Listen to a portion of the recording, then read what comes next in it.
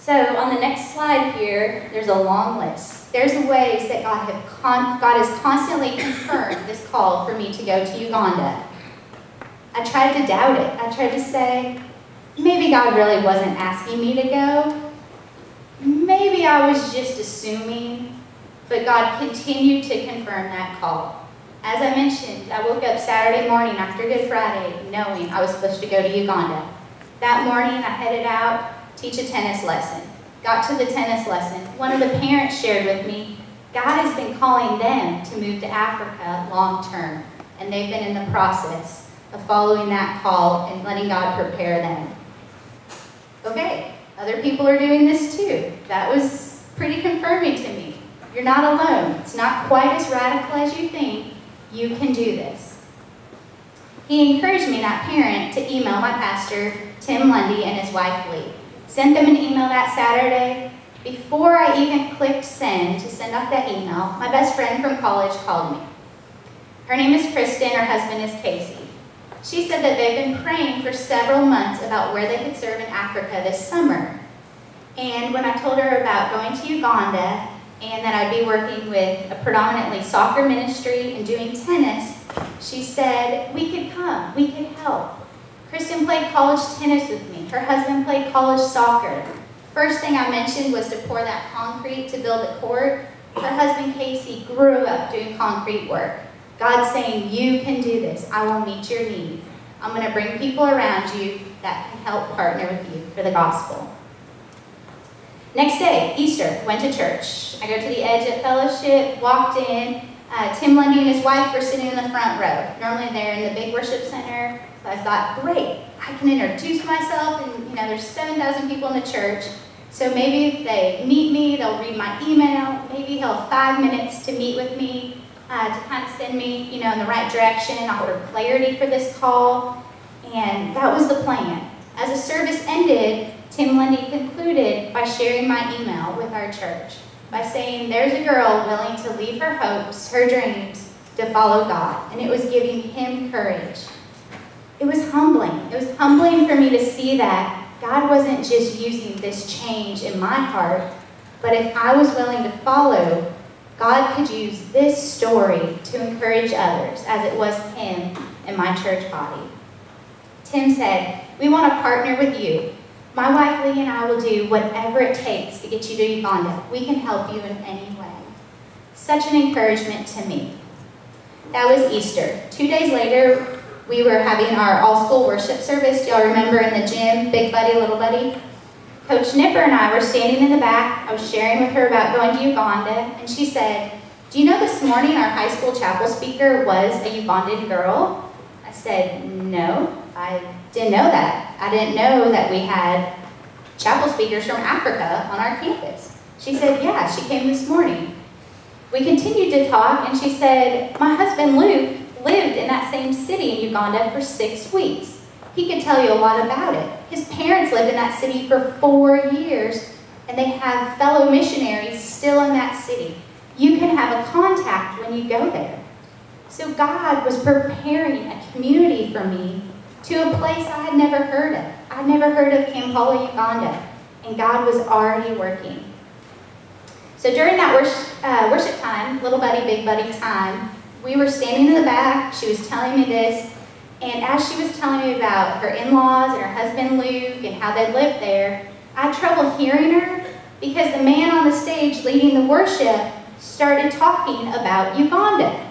Like, okay, God, like this place I've hardly heard of, you keep bringing to my mind day after day after day. This is in a 3-day window.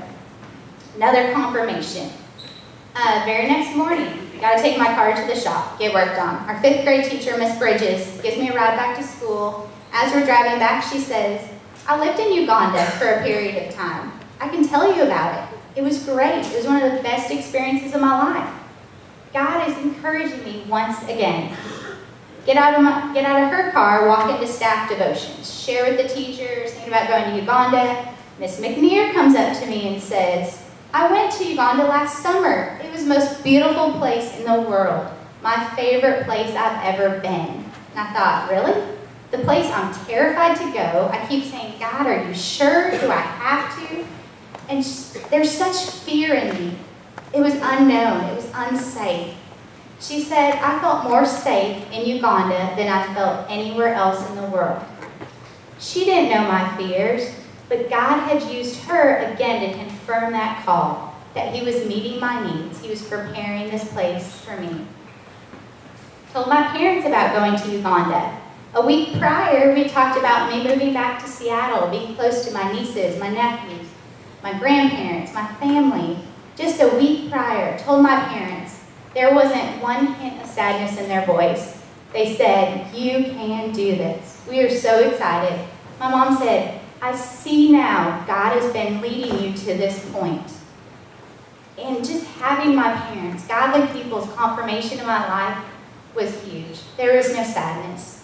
God has been preparing them this year by having someone in their small group at church have a daughter who's 20, single, missionary in Africa.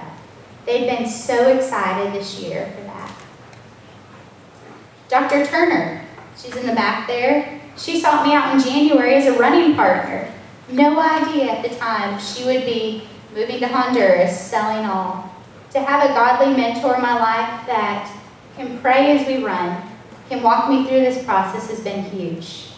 My friend in Dallas sent me a text.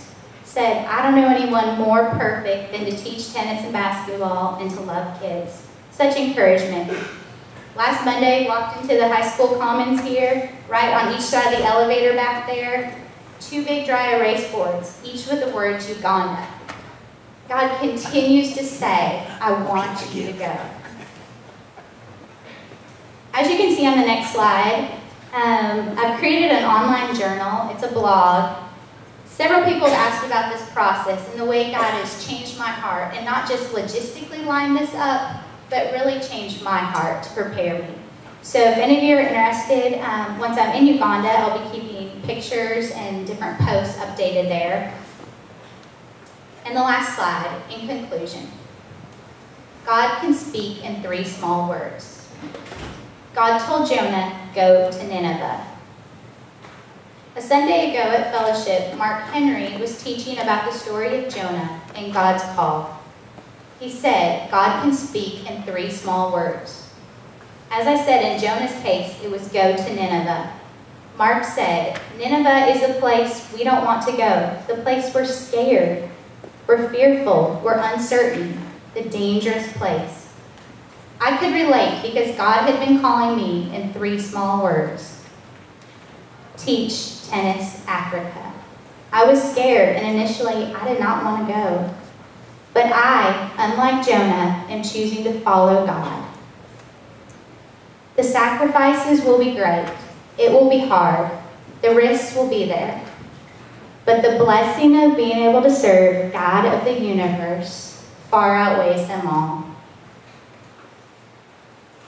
The price of not following Christ is far too steep. Steeper than any earthly discomfort. That is a price I cannot afford to pay. So here am I. Lord, all of me. Take my life, it's all for thee.